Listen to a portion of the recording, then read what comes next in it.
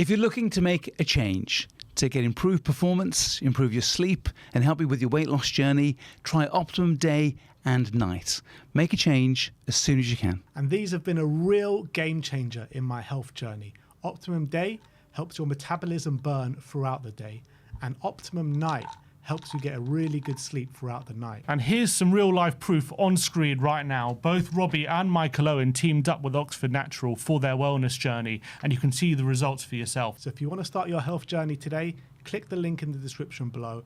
Get 70% off your first order with the code WATTV.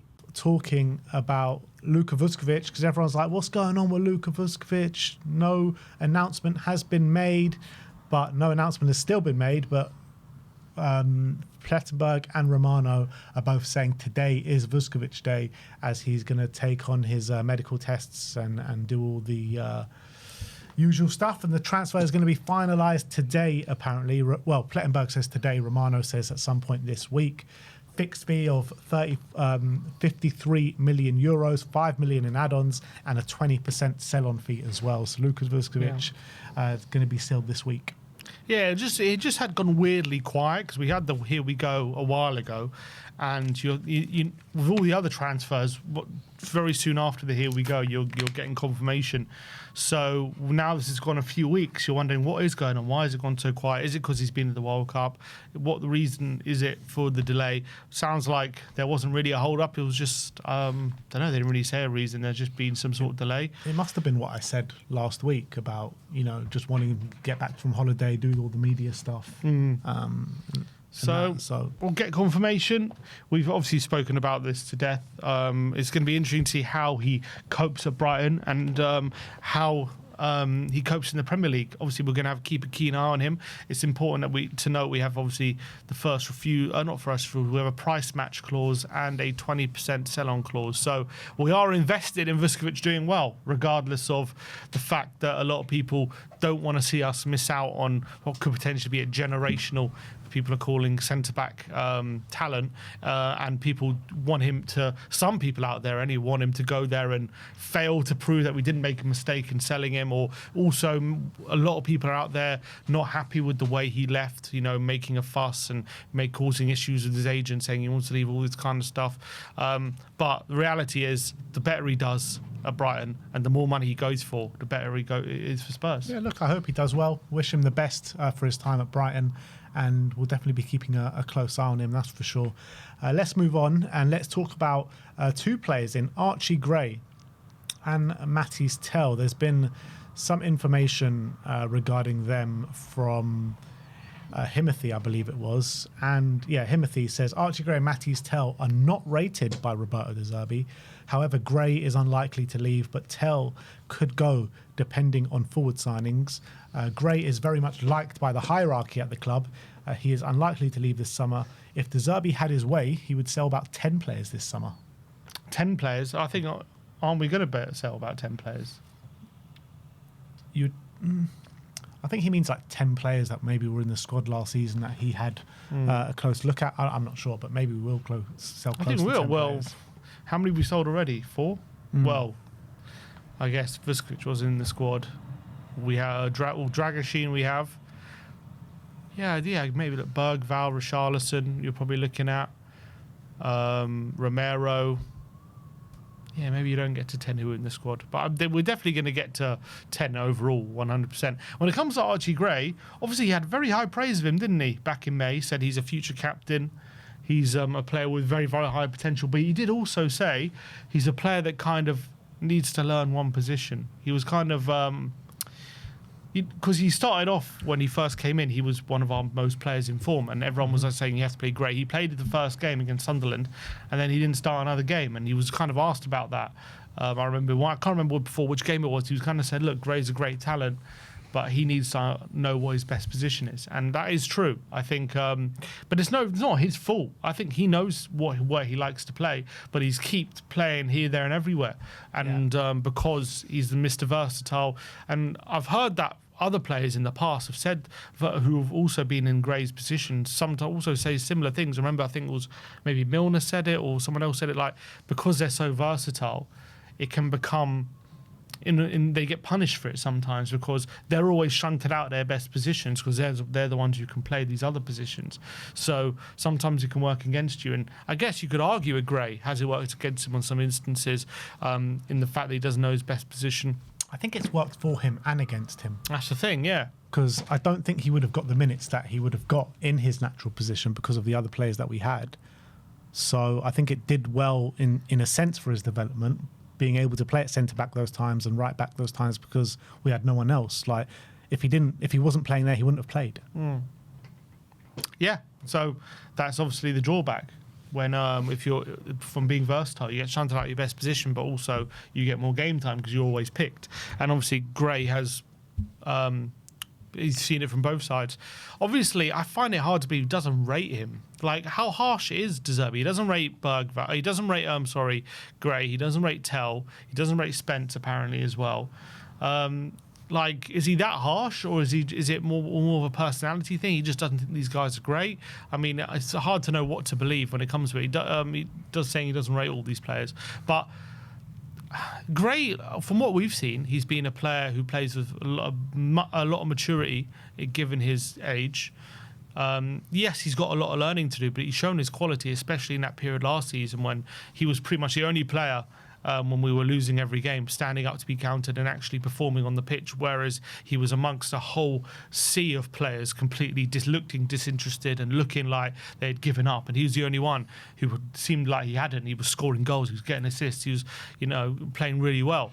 So there's clearly a talented player. I think he's been earmarked from a very early age. When he was at Leeds, as someone who's going to go to do big things. So I'd find it hard to believe that De Zerbi looks at him and thinks, nah, I'm not having him. Maybe, does he see a player who should be starting for us? Probably not, and I understand that. He's still young and he's still got a lot to learn. But, I mean, what does he mean by not rate him? Not rate him at all? Doesn't think he should be at Tottenham? Like, it's hard to know what exactly he means by that. I think as well, like, it feels like De Zerbi is just looking at these previous windows and be like, what the hell have you been doing here? Just bringing in kids. We need ready-made men to fight for the top of the league. We don't need these kids and having to nurture them year in, year out, week in, week out. Like I've said before, I rate Bergvall. I rate Archie Gray.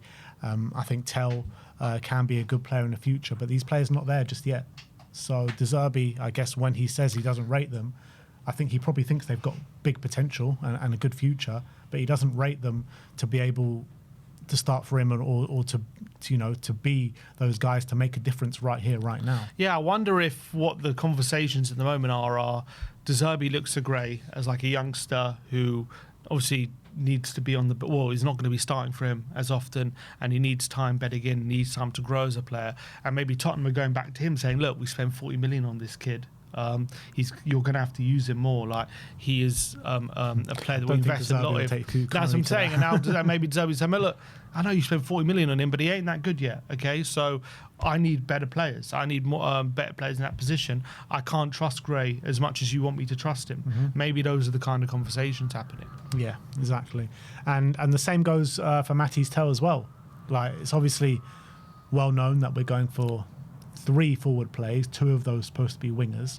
Where does that leave Matty Tell for next season? Probably very low down the pecking order, particularly as we don't have Europe and only playing 1 game a week next season. So I can understand it more from a Tell perspective in terms of where De Zerbi's head's at. But I do feel like De Zerbi can use at least one of Gray or Bergvall for next season.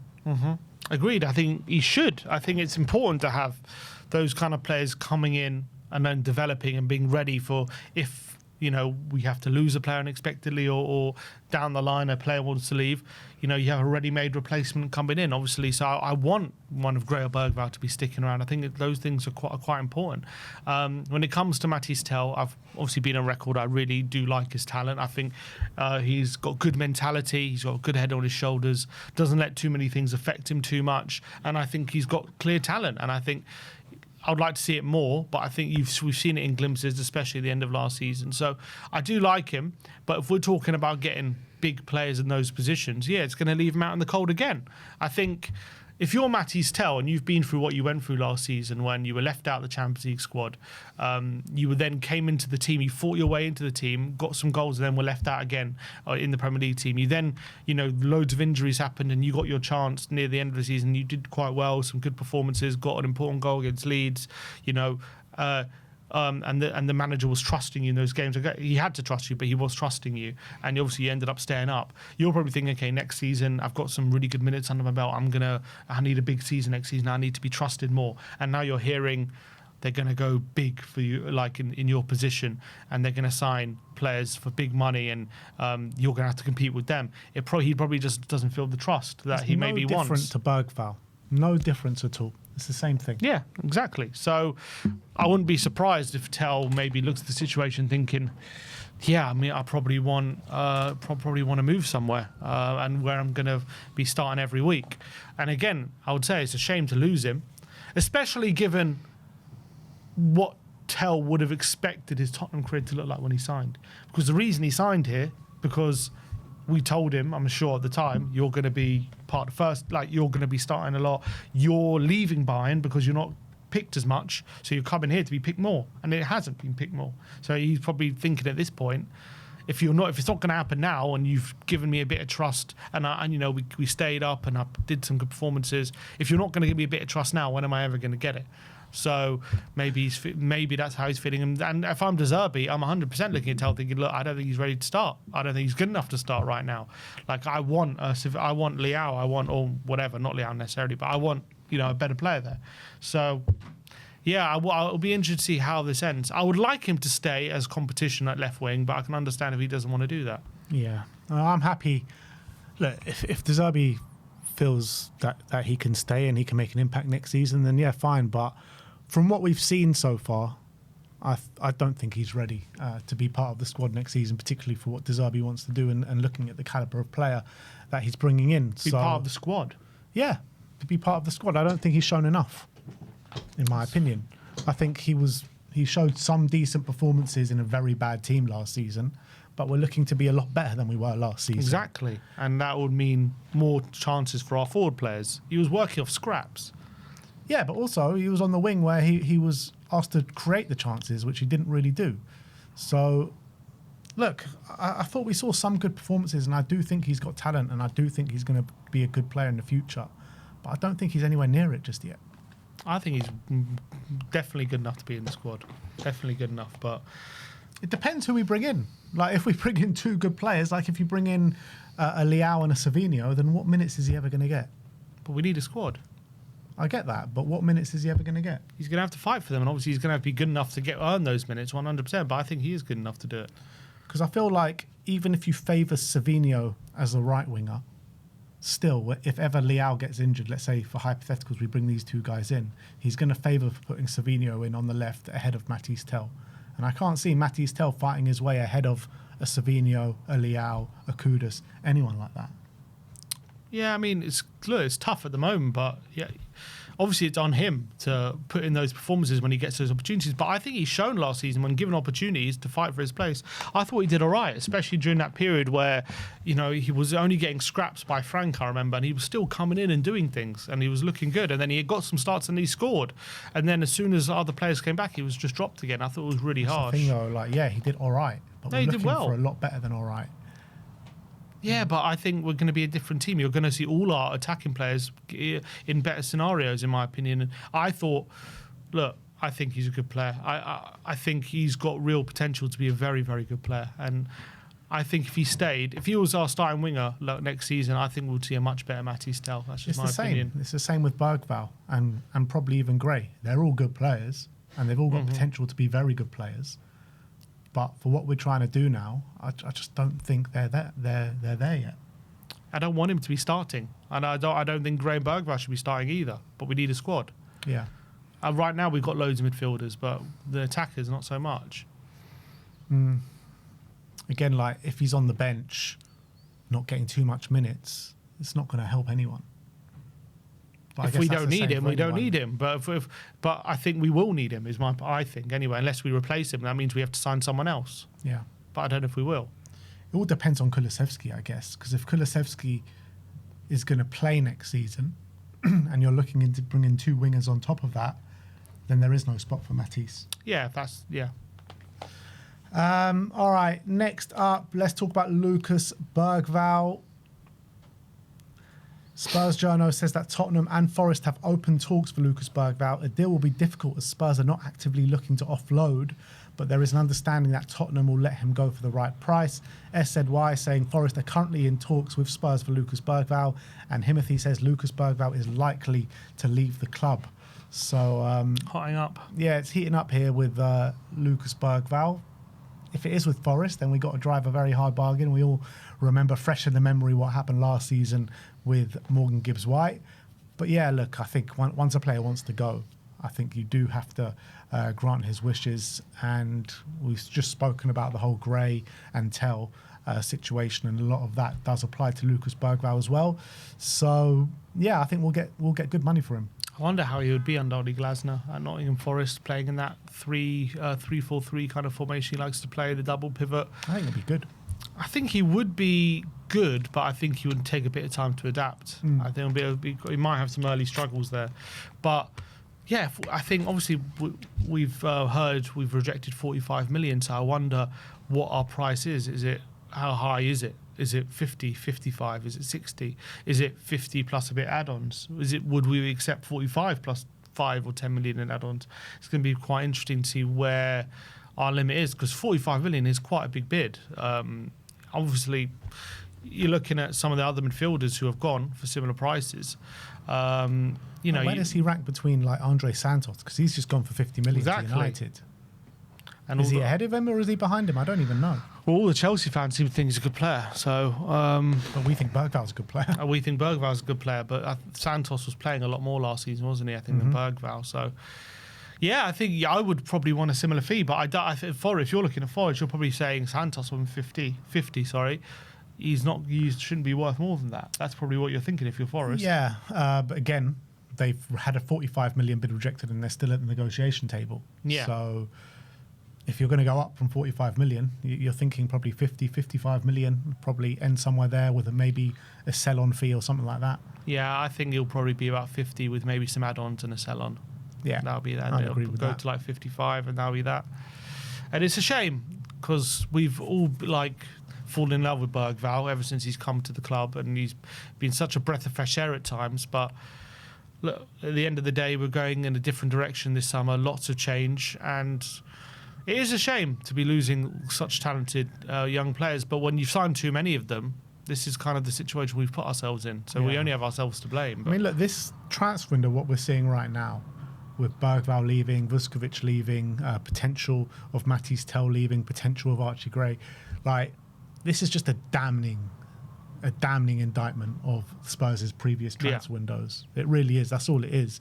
Because you're looking at De Zerbi's come in, he's taken one look of it and just being like, you guys don't know what you're doing, basically. That's what he said. Spent all this money and all these players, and yes, they're talented, but if we can get a Tonali or Fernandes, what are you guys doing here? Like, why are you sitting here waiting for these kids when we have a game? We have games coming every day. Like, we don't have games in 3 years' time. We have games this season. Right? You've got to remember that as well.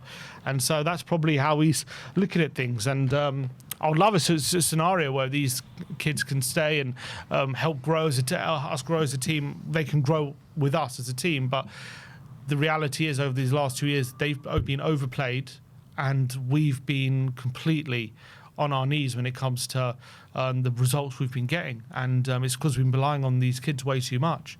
So it is what it is, unfortunately. And we're getting good money for them. So I wouldn't say it's right. What we're doing now is like bad business. Because at the end of the day, when you're getting, if we're getting 50 million plus for Bergvall, you're getting 50 million for Vuskovic, you're probably going to get maybe 25 to 30 for Tell. If Gray went, you're probably looking at 50 million again. So if we got all those fees, that's a hell of a lot of money you can reinvest in actually getting proper talent that's ready for tomorrow. Exactly. Next up, we shall speak about Djed Spence, star at the World Cup, semi-finalist with England, and SZY saying that Spurs defender Djed Spence may leave Spurs this summer, and Himothy saying Djed Spence is likely to leave this summer. Obviously, we're linked to someone else, which we'll speak to in a minute. But in terms of Djed Spence, maybe his last 2 performances have put his price up a little bit. You know, Paul O'Keefe said a few weeks ago that Everton only willing to go to 25 million for Djed Spence. That's derisory, in my opinion. He should be 40 minimum. That's 100%. 25 was always a massive underpayment for a World Cup fullback for a nation like England. Getting the minutes he's getting, and he's been a Premier League regular now for 18 months. You're not looking at 25 million. I think that's a crazy offer. You could argue after this World Cup, is this the best time to sell him? Because his stock is probably wouldn't have been higher. That's what Vinay said, didn't he? That need to know when to sell players, and we've always been a bad selling club. And his stock is probably at its highest right now. Exactly. Maybe you could even eke out some more if he has a couple of more good displays. You know, his price maybe rises even a bit more. Actually win the thing. Exactly. World Cup winning defender you got there on your book. So from that point of view, his stock's would never be higher. From my point of view, looking at him as a player, I do really like him, and I think what we're seeing at the World Cup is, I don't think it shocks Spurs fans. I think we know what he offers and what he can give. I know he may be leaves a lot to be desired going forward and attacking. Although he's been attacking a lot better in this World Cup at some moments. I think a lot of people were saying, "Oh, it's ridiculous we got called up," and a lot of people complained. But Tottenham fans were looking at it thinking, "Look, he's a good player. Like we're not surprised he got called up. We weren't surprised that Tuchel trusts him because he's got certain skills." I think there are certain things he's probably the best in the squad at when it comes to that one-on-one defending, his pace and that kind of stuff, which I don't think any of the other defenders are as good as him at locking down a winger. Like Djed Spence can do that. So that kind of quality I do appreciate, and I would like to have that in the squad for certain scenarios and certain games. But it seems as though maybe De Zerbi looks at him and thinks, could we do with someone better? Is he the right player for me? Are they going to fall out at some point? I don't know. I don't really know why he wouldn't rate him as much. Apparently, there's a rumor that he prefers to play a left back now and doesn't want to play a right back. But I know hearing him, he did an interview, didn't he, where he says he still prefers to play a right back. It wasn't that long ago he said that. Yeah. He just said he's been playing at left back so much he's just gotten used to it. But I think he said he wants to go back to right back, I think, at some point. I think when you're looking at Djed Spence and the attributes that he brings, he's not like a classic De Zerbi fullback, is he? So maybe he's just not the attributes that De Zerbi's looking for in a fullback. Yeah. I think that's probably what it comes down to. I don't think it's an attitude thing. I don't think it's a quality thing. I just think it's a profile thing. I understand that, but he just gives us bit more tactical flexibility, in my opinion, than if you go for someone who's a bit more like for like with what we already have. Then it's like, yes, you're replenishing if you make a sub, but you don't have different variations maybe for different games. And maybe there's a game you go away to a big club and you just need someone to come in and make sure that whoever's on the wing, Saka or whoever, is just not getting the joy they usually do. And Spence can just help you do that, but maybe he wants different qualities. That's fine if he wants to go that direction. It's just I like Spence. I'm not like angry or anything about selling. If we get a good price for him, I don't think he's irreplaceable. I just appreciate the qualities he does bring. So the reality is, right, our manager knows exactly what he wants. He knows exactly what he wants. He knows the exact profiles he wants in each and every position, and I just don't think Spence falls onto that.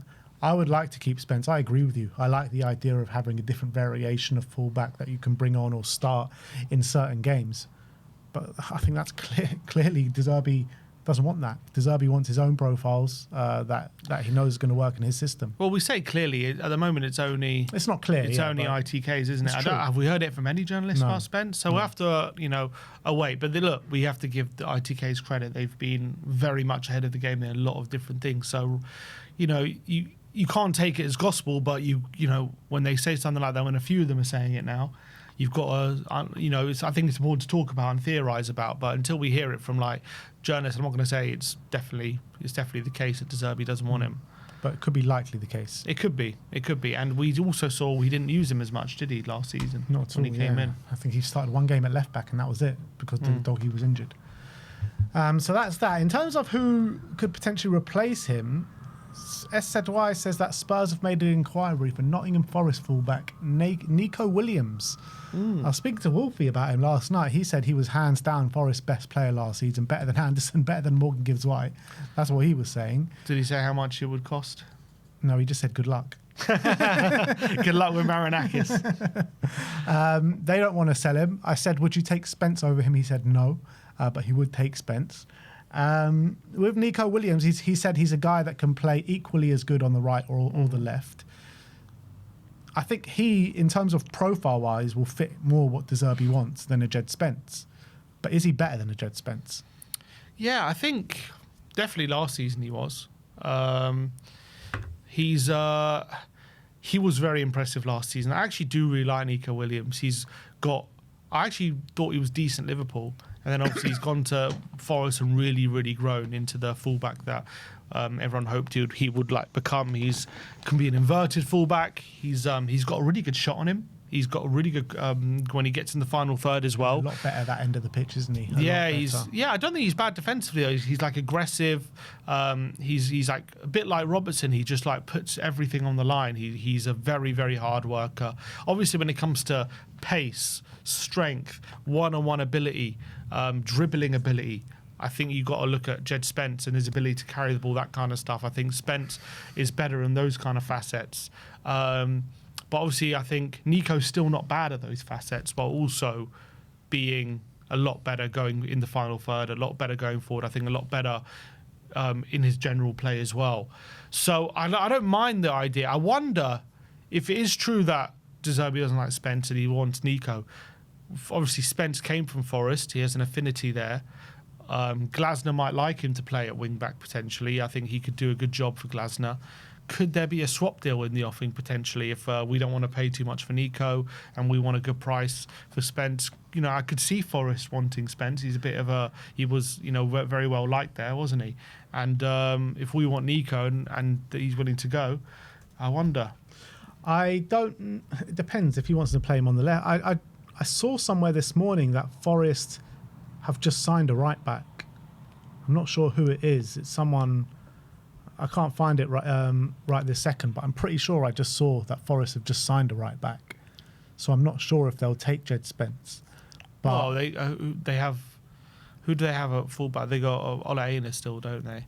But he's got long-term injury. Ole Einar's not a wing back though, is he? He can be. You think so? Yeah, I think he can be. I think they would take Spence.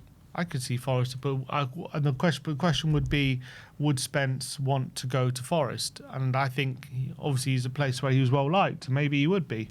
Maybe he liked it at Forest. I think Spence would go to Forest. I think he would go to a Premier League team that would start him week in, week out.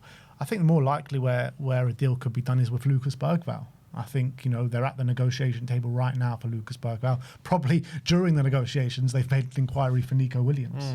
So I think that's probably the more likely of the two out scenario. So if we were to do a deal with Bergvall and Neco Williams, what do you reckon that would look like? Are we giving them money or are they giving us money? Surely they're giving us money. Probably. I think that's what we would want. But then he was Forest Player of the Year, so they probably rate him a lot higher than maybe most other people do. So maybe they would want... If they were selling him outright, you'd probably think they're looking at 35 million, probably, you would think, for Neco Williams. Maybe 40 million. So like maybe you're looking on like 20 million or something like that. I think that's what Tottenham would want. I think Forest probably want to get that down to maybe 10 million, 5 million. They probably wouldn't want to give too much on top because they really rate him, and I don't know if they want to lose him. They wouldn't want to lose Neco, so he's a very important player to them. So I wonder what a deal would look like. If it was Daniel Levy, it would just be separate deals. He doesn't like to do these swaps, does he? But I wonder if we're more open to them now he's gone. We'll have to wait and see. Be interesting if Spurs are just trying to tempt their best player just to sway them away from Lucas Bergvall, because we know we don't actually want to sell him. We only want to sell him because he wants to go. So I wonder if that's kind of at play. Not sure. What? Sorry, just to ward Forest off. Yeah. What we're saying, if you go Bergvall, we'll go get Neco. Bit like what Liverpool did with Ekitike and Isak, but they ended up getting them both. Yeah. Basically. Yeah, I wonder. I wouldn't. I think if there's any truth to Spence leaving, I wouldn't be shocked if Neco's our choice. Not at all. Would you be happy with that if we swapped Neco? Yeah, I'm fine with it. Yeah. Yeah, I'm fine with it. I think that's a good replacement, to be honest. I think he offers things that Spence doesn't. Obviously, Spence offers things that Neco doesn't, but I think what Neco offers is probably more in line with what De Zerbi wants. So he's more of a De Zerbi player, Neco Williams. Yeah, potentially, yeah. I think he's He's proven over the last couple of years now he's a really good fullback, a lot better than people expected. Yeah, I agree. Another player that Spurs have been linked with just very recently, Morgan Rogers of Aston Villa. As Himothy says that Spurs are keeping an eye on the situation with Rogers. Heard this a week ago. Villa need to sell as they have huge issues. Villa have just signed Manzambi.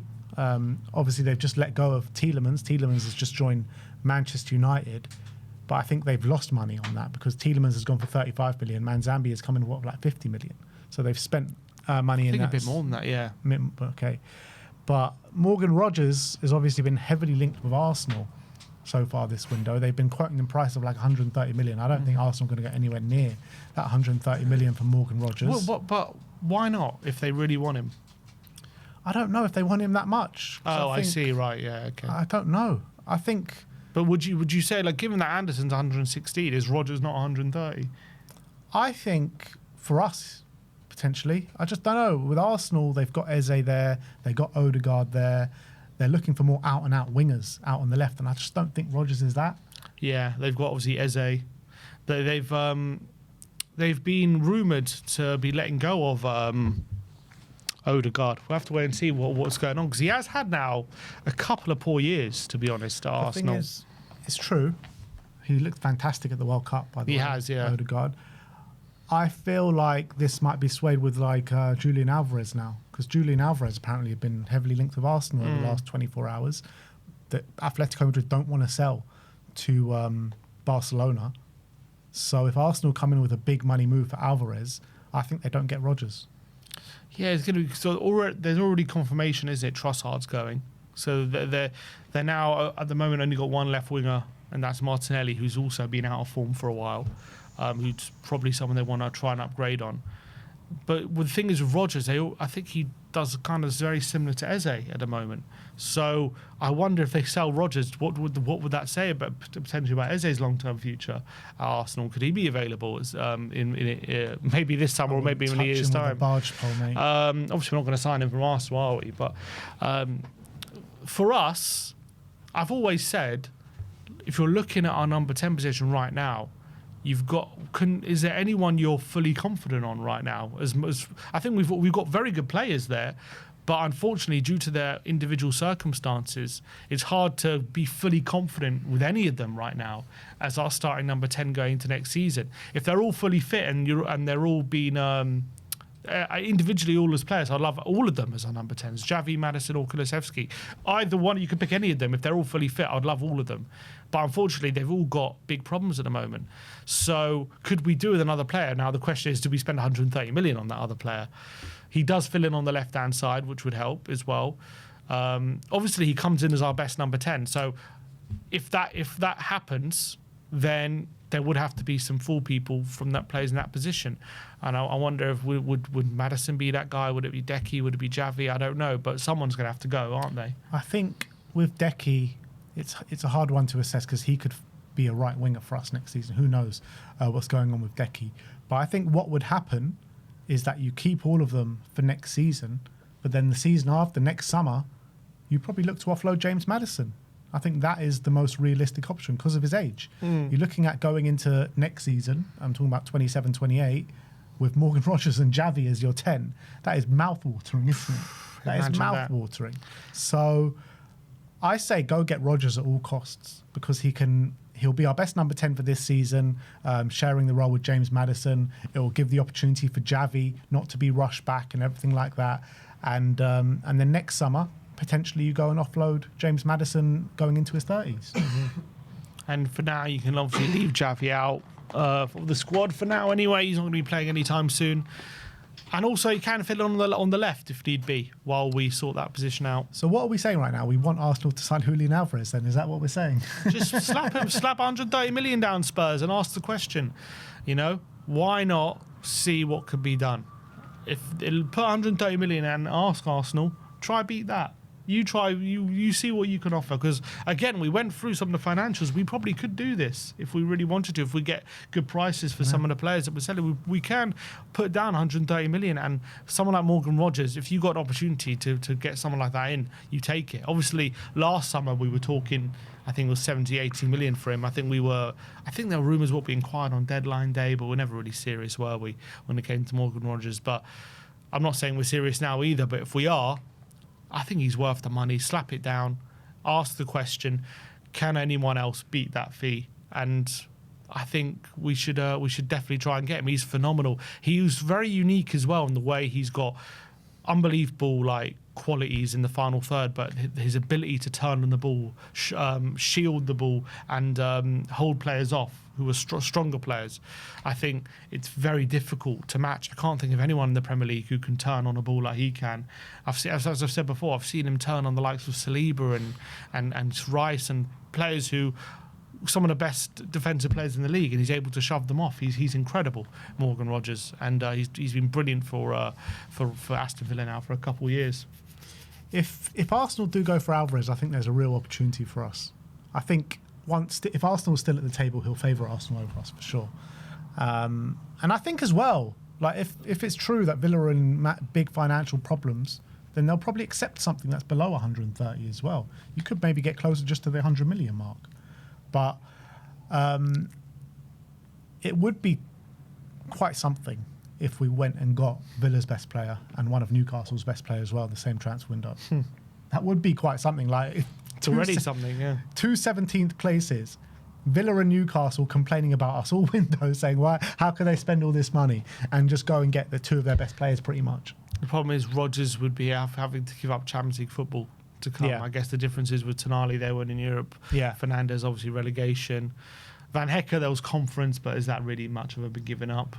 Bournemouth, Senesi, it was Bournemouth, but obviously he was leaving on a free anyway. And also it was Europa League, and it was for a team that obviously were an upgrade. So Rodgers, this would him be giving up Champions League football to come to a team who you finished above over the last couple of years. It's a bit different, but it's not impossible if we put the money down. The money talks at the end of the day. And if we put the money down, would he come? If we agree a deal? I still think we'd have to convince him, because maybe he thinks if I wait a year, maybe I can get my big move. But let's just ask the question. That's what I would do. Is come here and wait a year, and then he'll be in Champions League football. That's all he needs to do.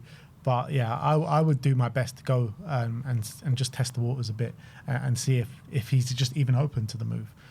I think it'd be a fantastic signing for us. Imagine we can get him and Kroupi. Oh, now you're talking.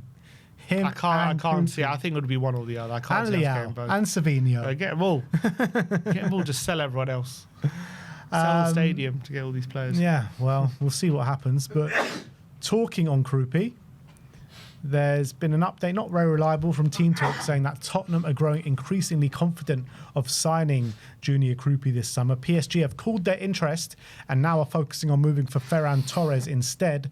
Kroupi is understood to view a move to Spurs as hugely appealing, with Tottenham preparing an offer worth £85 million. So we have seen that. It looks as though Ferran Torres is on his way to PSG. I don't know if that's been confirmed yet or not. I don't think the deal's been confirmed, but a lot of talk about it at the moment. It's hotting up. It's a strange move, that, isn't it? I don't even rate Ferran Torres that highly, but he had a fantastic season just gone in Barca. PSG they know they're not looking for a player who's going to start. Yeah. They've got the best front three in the world. They've got Kvicha, Dembele, and Doué, or Barca, or whatever you. So they're just looking for players to support that. They're just looking for players to help with the minutes, help with the load for these players. That's all they're looking at. Ferran Torres is good enough for that in the French league. He can probably score enough goals in the French league when he comes in to lighten the load of a lot of these players. So it makes sense from that point of view. Yeah, it's kind of got a bit quiet on the Kroupi thing, hasn't it? Last week or so, nobody's really talking about it. Let's hope some stuff is going on in the background. Yeah. I think we can get this done if we really want it. I think it'll be too much for Bournemouth to turn down those kind of figures we're talking about for a player who's only been there for 1 year and is still 20 years old. I think if we offer the money that they're talking about at 90 million, I think that's going to be too much. I also can't see any other club being as desperate as Tottenham to match it. to match that bid, because we're just so in need of this kind of player, much more than all these other clubs are in need of this kind of player. So I can't see anyone matching a bid of the amount that we're talking about Tottenham potentially bidding. So I do think there's a possibility this could definitely get done. I really do. But it's going to be interesting to see how high we're actually willing to go. How many £100 million players are we bloody signing this window? Going to bring in Tonali, Kroupi, Rodgers. Any more? All of them. Maybe a name we haven't heard of yet. Look, Tottenham are spending big this summer. And we haven't got any of these forward signings yet. Tottenham spending bigger than there's this. This is just like... This isn't even like beyond all realms of our wildest imaginations on Football Manager, never mind in real life. We could do this a full manager, be like, this is completely unrealistic. What do you mean? And now we seem to be doing this. We just seem to be like, whatever the club renegotiates it, we just accept it immediately, and that's it. That's what seems to be happening. But you know what? We showed we earned through it. We could spend 90 million on or 100 million on Kroupi, and it makes sense financially. It's like the net spend wouldn't be ridiculously high if we get some good sales in. So as ridiculous as it sounds, it is plausible we could do this. We have the money to do it. Well, let's see what happens. But that is your Tottenham update. Let me know in the comment section what you think of all these transfer stories that we have spoken about today. A lot to get your teeth bitten into.